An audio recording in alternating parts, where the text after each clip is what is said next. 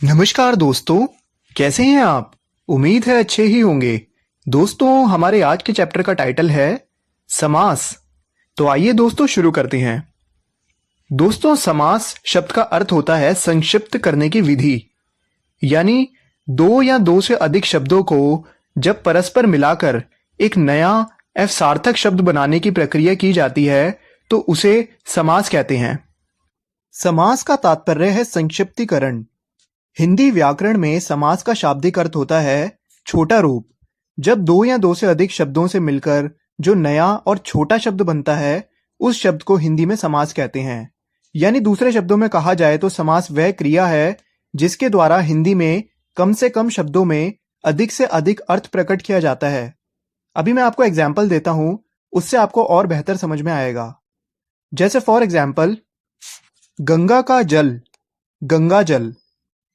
सभी का प्रिय, सर्वप्रिय। आइए दोस्तों, अब हम देखते हैं कि समस्त पद किसको कहते हैं। समास बनाने में दो या दो से अधिक पद होते हैं। इन पदों का मेल करके जो नए पद बनते हैं इन्हें समस्त पद कहते हैं, या फिर इन्हें समासिक पद भी कहा जाता है। उदाहरण के तौर पे राजा और रानी, इसका समास राजा रानी है, यानी राजा रानी यहां पर समस्त पद है। दोस्तों, समास बनाने में जो पद होते हैं उनमें प्रथम पद को पूर्व पद तथा द्वितीय पद को उत्तर पद कहते हैं। यानी अभी हमने जो एग्जाम्पल देखा राजा रानी, इसमें राजा पूर्व पद है तथा रानी उत्तर पद है। आइए दोस्तों, अब हम अपने अगले टॉपिक यानी समास विग्रह की ओर चलते हैं। जब समस्त पद के सभी पद अलग अलग किए जाते हैं तो इसे समास विग्रह कहते हैं। उदाहरण के तौर पे नंबर फर्स्ट, रात दिन। इसको अगर हम विग्रह करें तो यह बनेगा रात और दिन। दूसरा देखते हैं सर्वप्रिय। इसको विग्रह करें तो बनेगा सभी को प्रिय। तीसरा एग्जाम्पल अगर हम देखें जन्मांध, इसको अगर हम विग्रह करें तो यह बनेगा जन्म से अंधा। दोस्तों, तो समास टोटल 6 प्रकार के होते हैं। नंबर फर्स्ट अव्ययभाव समास, नंबर सेकंड तत्पुरुष समास, नंबर थर्ड कर्मधारय समास, नंबर फोर्थ द्विगु समास, नंबर 5 द्वंद्व समास, नंबर 6 बहुब्रीहि समास। आइए एक एक करके सबके बारे में जानते हैं। नंबर फर्स्ट आता है अव्ययभाव समास। दोस्तों, ऐसे शब्दों का मेल जिसका पूर्व शब्द प्रधान हो तथा अव्यय हो और दोनों शब्द मिलकर क्रिया विशेषण अव्यय का काम करे उसे अव्ययभाव समास कहते हैं। इस समास में अव्यय के रूप में मुख्य रूप से प्रति, आ, यथा, उप, बे आदि आते हैं। जैसे फॉर एग्जाम्पल यहां पे मैंने समस्त पद और विग्रह दोनों दिखाए हैं। फर्स्ट एग्जाम्पल है रातों रात। अगर हम इसका विग्रह करें तो बनेगा रात ही रात में। सेकंड एग्जाम्पल है हाथों हाथ। इसका विग्रह होगा हाथ ही हाथ में। नंबर फोर्थ एग्जाम्पल है हर रोज। इसका विग्रह होगा रोज रोज। नंबर फिफ्थ एग्जाम्पल है कानो कान, जिसका विग्रह होगा कान ही कान में। दोस्तों, अव्ययभाव समास पहचानने की एक ट्रिक है। इस समास की पहचान के लिए हमें देखना होगा कि अव्ययभाव समास में पहला शब्द हमेशा अव्यय होता है और इस अव्यय के रूप में प्रति, आ, यथा, उप, बे आदि शब्द ही आते हैं तथा कुछ शब्द ऐसे होते हैं जिनमें ये अव्यय नहीं आते। तो उनकी पहचान करने के लिए हमें यह देखना होता है कि वही शब्द 2 बार आते हैं लगातार, जैसे गांव गांव या फिर हाथों हाथ आदि। तो इस प्रकार हम दोनों तरीके से अव्ययभाव समास की पहचान कर सकते हैं। ये 2 तरीके के उदाहरण ही अव्ययभाव समास के अंदर आते हैं। दोस्तों, यहां पे मैंने अव्ययभाव समास के और एग्जाम्पल प्रेजेंट करे हैं जो इस समय आपको स्क्रीन पर दिखाई दे रहे हैं। आइए दोस्तों, अब हम अपने सेकंड नंबर के समास यानी तत्पुरुष समास की ओर बढ़ते हैं। दोस्तों, जिस समास का उत्तर पद प्रधान तथा पूर्व पद गौण होता है उसे तत्पुरुष समास कहते हैं। यानी कहने का मतलब है जब 2 शब्दों के बीच कारक की विभक्ति को हटाकर उन्हें मिलाया जाता है तब वह तत्पुरुष समास कहलाता है। अभी मैं आपको कुछ उदाहरण देता हूं, आप वो देखिए। नंबर फर्स्ट मूर्ति को बनाने वाला यानी मूर्तिकार। नंबर सेकंड काल को जीतने वाला यानी कालजयी। नंबर 3, राजा को धोखा देने वाला यानी राजद्रोही। नंबर 4, खुद को मारने वाला यानी आत्मघाती। नंबर 5, मांस को खाने वाला, एग्जाम्पल मांसाहारी। दोस्तों, तत्पुरुष समास के 6 भेद होते हैं। एक एक करके मैं आपको सारे भेद बताता हुआ चलूंगा। सबसे पहला भेद होता है कर्म तत्पुरुष समास। दोस्तों, यह समास को चिन्ह के लोप से बनता है। जैसे फॉर एग्जाम्पल ग्रामगत यानी ग्राम को गया हुआ। नंबर 2, यश प्राप्त यानी यश को प्राप्त। नंबर 3, स्वर्गगत यानी स्वर्ग को गया हुआ। नंबर 4, ग्रंथकार यानी ग्रंथ को लिखने वाला। दिए गए उदाहरणों में जैसे कि आप देख सकते हैं, यहां सभी शब्दों में उत्तर पद प्रधान है एवं पूर्व पद गौण है। जब इनका समास किया जाता है तब इनके बीच में को योजक चिन्ह का लोप हो जाता है यानी को चिन्ह लग जाता है। इसीलिए ये सारे उदाहरण कर्म तत्पुरुष समास के अंतर्गत ही आएंगे। नंबर 2 आता है करण तत्पुरुष समास। यह समास 2 कारक चिन्हों यानी से और के द्वारा के लोप से बनता है। जैसे फॉर एग्जाम्पल नंबर 1, करुणापूर्ण यानी करुणा से पूर्ण। नंबर 2, शोकाकुल यानी शोक से आकुल। नंबर 3, वाल्मीकि रचित यानी वाल्मीकि द्वारा रचित। नंबर 4, शोकातुर यानी शोक से आतुर। इन दिए गए उदाहरणों में जैसे कि आप देख सकते हैं, यहां सभी शब्दों में उत्तर पद प्रधान है और पूर्व पद गौण है। जब इनका समास किया जाता है तो इनके बीच में से योजक चिन्ह या फिर के द्वारा योजक चिन्ह का लोप हो जाता है यानी ये दोनों चिन्ह लगते हैं। इसीलिए ये उदाहरण करण तत्पुरुष समास के अंतर्गत ही आएंगे। आइए नंबर 3 देखते हैं। नंबर 3 होता है संप्रदान तत्पुरुष समास। इस समास में कारक चिन्ह के लिए का लोप हो जाता है। जैसे फॉर एग्जाम्पल नंबर 1, प्रयोगशाला यानी प्रयोग के लिए शाला। नंबर 2, डाक गाड़ी यानी डाक के लिए गाड़ी। नंबर 3, रसोई घर यानी रसोई के लिए घर। नंबर 4, यज्ञशाला यानी यज्ञ के लिए शाला। नंबर 5, देशार्पण यानी देश के लिए अर्पण। दोस्तों, यहां पर आप देख सकते हैं कि जब हम इनका समास करते हैं तो इनके बीच में के लिए योजक चिन्ह का लोप हो जाता है। इसीलिए ये सारे एग्जाम्पल्स भी संप्रदान तत्पुरुष समास के अंतर्गत ही आएंगे। इसके अलावा मैं आपको कुछ और एग्जाम्पल्स स्क्रीन पर दिखा रहा हूं। ये जो स्क्रीन पर आप एग्जाम्पल्स देख रहे हैं, ये भी इसी समास के अंदर आते हैं। आइए दोस्तों, अब हम अपने 4th समास आपादान तत्पुरुष समास की ओर बढ़ते हैं।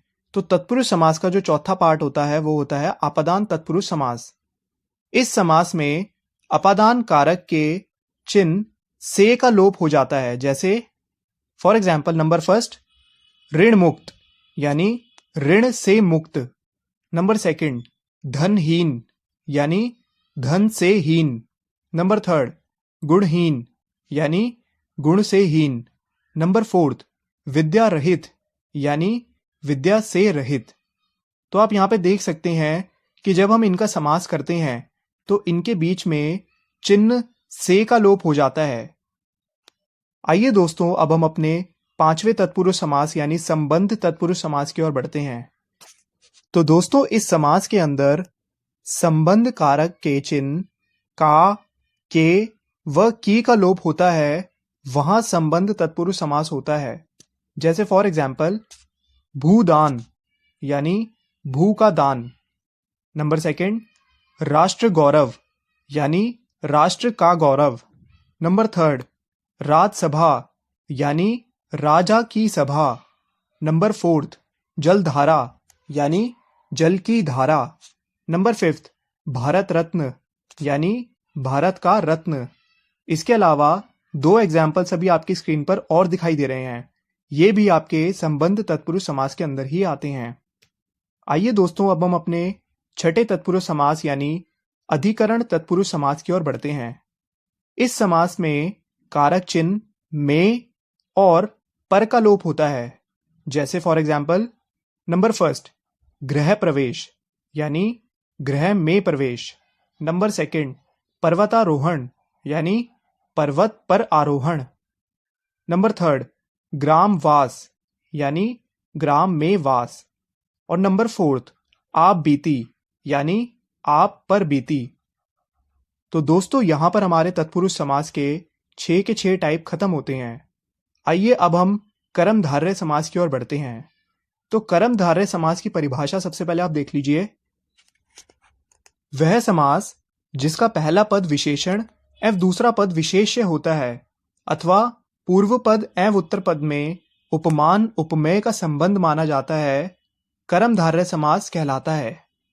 इस समास का उत्तर पद प्रधान होता है एवं जब हम इसका विग्रह करते हैं तो दोनों पदों के बीच में या तो के समान या है जो या फिर रूपी, इनमें से किसी एक शब्द का प्रयोग होता है। अभी आपको एग्जाम्पल से समझ में आ जाएगा। आइए इसके एग्जाम्पल्स देखते हैं। नंबर फर्स्ट पीतांबर यानी पीत है जो अंबर। नंबर सेकंड महात्मा यानी महान है जो आत्मा। नंबर थर्ड लालमणि यानी लाल है जो मणि। और नंबर फोर्थ महादेव यानी महान है जो देव। तो हम देख सकते हैं कि इन उदाहरणों में पूर्व पद उत्तर पद की या तो विशेषता बता रहा है या फिर दोनों पदों में उपमेय एवं उपमान का संबंध है। जैसे कि हमने पीतांबर में देख सकते हैं कि वस्त्र के पीले होने की विशेषता बताई जा रही है। ऐसे ही लाल मणि में मणि के लाल होने की विशेषता बताई जा रही है। इसीलिए ये उदाहरण कर्मधारय समास के अंतर्गत ही आएंगे। इसके अलावा हम और एग्जाम्पल्स देखते हैं। जैसे देहलता यानी देह रूपी लता। दूसरा एग्जाम्पल नवयुवक यानी नव है जो युवक। तीसरा एग्जाम्पल कमल नयन यानी कमल के समान नयन। चौथा एग्जाम्पल नीलकमल यानी नीला है जो कमल। तो जैसे कि हम देख सकते हैं, सबसे पहले हमने बोला देहलता, तो देहलता में लता की देह से समानता दिखाई जा रही है। और दूसरे एग्जाम्पल में जब हमने बोला कमल नयन, तो यहाँ पे नयनों की कमलों के समान होने की बात कही जा रही है। इन शब्दों में उपमान उपमेय होने का संबंध हुआ है, इसीलिए ये सारे भी कर्मधारय समास के अंतर्गत ही आएंगे। और हमने एक और एग्जाम्पल देखा नवयुवक। जब हम नवयुवक का उदाहरण देखते हैं कि नव है जो युवक एवं नीलकमल का उदाहरण देखते हैं अर्थात नीला है जो कमल, तो इसमें पूर्व पद उत्तर पद की विशेषता बताने का काम कर रहा है, यानी दोनों पदों में विशेषण विशेष्य होने का संबंध है। इसीलिए ये एग्जाम्पल्स भी कर्मधारय समास के अंतर्गत ही आएंगे। आइए दोस्तों हम और एग्जाम्पल्स देखते हैं। जैसे पुरुष रत्न यानी रत्न है जो पुरुष। इसके अलावा भवजल यानी भव यानी संसार रूपी जल। अगर हम उदाहरण पुरुष रत्न को लेते हैं तो हम देख सकते हैं कि यहाँ एक पुरुष को रत्न के समान बताया गया है। और अगर हम भवजल का उदाहरण देखते हैं तो देख सकते हैं कि यहाँ जल को संसार के समान बताया गया है, यानी पूर्व पद एवं उत्तर पद में विशेषण एवं विशेष्य होने की या उपमान व उपमेय होने का संबंध है। हम जानते हैं कि जब ऐसा होता है तो वहां कर्मधारय समास होता है। आइए दोस्तों अब हम अपने अगले समास यानी द्विगु समास की ओर बढ़ते हैं। सबसे पहले हम इसकी परिभाषा देखते हैं। जहां उत्तर पद प्रधान हो तथा एक शब्द विशेषण तथा दूसरा विशेष्य हो, लेकिन कर्मधारय से इतना अंतर होता है कि इसमें विशेषण शब्द संख्यावाचक होता है, इसे द्विगु समास कहते हैं। यानी कहने का मतलब यह है दोस्तों कि इसकी पहचान करना बहुत ही आसान है। इस समास में आपको सम्मिलित शब्दों का पहला शब्द हमेशा संख्यावाची होता है, यानी संख्यावाची मिलेगा। यानी जिस शब्द में पहला शब्द संख्या का आए वहां हमेशा द्विगु समास होता है। आइए एग्जाम्पल देखते हैं। नंबर फर्स्ट त्रिकोण यानी 3 कोणों का समाहार। नंबर सेकंड चौराहा यानी 4 राहों का समाहार। नंबर थर्ड त्रिफला यानी 3 फलों का समाहार। नंबर फोर्थ चौमासा यानी 4 मासों का समूह। नंबर फिफ्थ सप्ताह यानी 7 दिनों का समूह। तो यहां पे आप देख ही सकते हैं कि जो पहला शब्द है वो संख्यावाची है, यानी किसी चीज की संख्या बता रहा है। इसके अलावा जो अभी आप एग्जाम्पल स्क्रीन पर देख रहे हैं, ये आपके कुछ और एग्जाम्पल्स हैं जो द्विगु समास के अंदर आते हैं। आइए दोस्तों, अब हम अपने अगले यानी द्वंद्व समास की ओर बढ़ते हैं। दोस्तों, इस समास की पहचान करना अत्यंत सरल है। इस समास में सम्मिलित शब्दों में योजक चिन्ह लगा होता है। इस समास में ऐसे शब्द होते हैं जिनमें दोनों शब्द यानी पूर्व और उत्तर पद का बराबर महत्व होता है, जो एक दूसरे के पूरक हैं, जैसे रात दिन, राजा रानी, दाल रोटी, माता पिता आदि। और कुछ ऐसे भी शब्द हैं जिनमें महत्व दोनों का है, पर उन दोनों में विकल्प होता है, जैसे पाप पुण्य, भूखा प्यासा आदि। आइए दोस्तों, द्वंद्व समास के हम कुछ और एग्जाम्पल्स भी देखते हैं। जैसे फॉर एग्जाम्पल पति पत्नी यानी पति और पत्नी। नंबर सेकंड जल वायु यानी जल और वायु। नंबर थर्ड दूध दही यानी दूध और दही। नंबर फोर्थ लव कुश यानी लव और कुश। इसके अलावा यहां पर जो आप स्क्रीन पर और एग्जाम्पल्स देख रहे हैं, ये सारे एग्जाम्पल्स भी द्वंद्व समास के अंदर ही आते हैं। और आप देख सकते हैं कि इनके बीच में योजक चिन्ह और लगा हुआ है। आइए दोस्तों, अब हम अपने अगले समास और आखिरी समास बहुव्रीहि समास की ओर बढ़ते हैं। तो आइए सबसे पहले इसकी परिभाषा देखते हैं। ऐसे शब्दों का मेल जिनमें दोनों पद प्रधान ना हो, यानी जिसमें जो शब्द हम यूज कर रहे हैं वो स्वयं प्रधान ना रहकर किसी तीसरे शब्द की ओर संकेत करे, या फिर दोनों शब्द मिलकर एक विशेष संज्ञा का अर्थ दें, तो उसे बहुव्रीहि समास कहते हैं।